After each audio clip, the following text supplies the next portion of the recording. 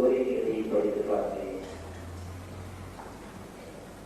இன்னும் சற்று பிரதிநிதிகளை ஏதேனும் தீர்மானம் உண்டா என்று கேட்டால் 21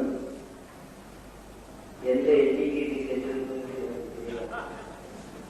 அது 201 2001 2 லட்சத்துக்கு 2 கோடி என்கிற அளவுக்கு கஷ்டத்திற்கும் துயரங்களுக்கும் சொந்தத்திற்கும் உள்ளாக்கப்படுகிற தொழிலாளி ஹோட்டல் தொழிலாளி என்பதை நான் அறிகிறேன்.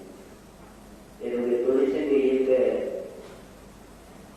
முதல் ஆனாவும் நான் கற்றுக்கொண்டது நான் நகர சுத்தி தொழிலாளிகளுடைய சங்கத்திலே, ஹோட்டல் தொழிலாளர் சங்கத்திலே, கைத்தறி தொழிலாளிகளுடைய சங்கத்திலே நான் 1935 ஆண்டை குறிப்பிடுகிறே 50 ஆண்டுகளுக்கும் இந்த தொழிற்சங்கங்கள் தான் தொழிற்சங்கங்கள் என்ன என்பதையும் தொழிற்சங்கங்களுடைய தேவையை பற்றியும் எனக்கு முதல் ஆசானாக முதல் படிப்பினை கற்றுக் கொடுத்தவர்கள் நீங்களும் ஒரு பகுதியை சேர்ந்தவர்கள் என்பதை நான்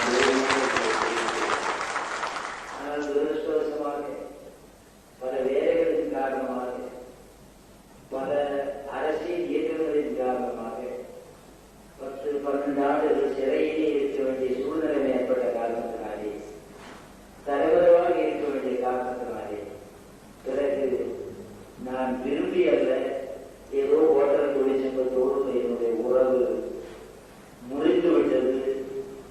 இன்று அந்த முறிந்து போன உறவு மீண்டும் இணைந்து பலமாக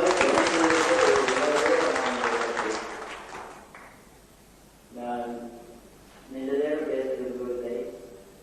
ஆனால் சில அபாயங்களையும் நீங்கள் கவனிக்க வேண்டிய சில பிரச்சனைகளையும் மட்டும்தான் உங்களுடைய கவனத்தில் கொண்டிருக்கிறேன். கோரிக்கையை நான் முழுமையாக ஆதரிக்கிறேன். இன்னும் சேர்க்க வேண்டியிருந்தால் அதையும் சேர்த்து அட்வான்ஸாக ஆதரிக்கிறேன். அதே வகையில் நீங்கள் இங்கே நிறைவேற்றிய தீர்மானங்களை படித்து பார்த்தபோது உண்மையிலே எனக்கு மட்டற்ற மகிழ்ச்சி ஏற்பட்டது.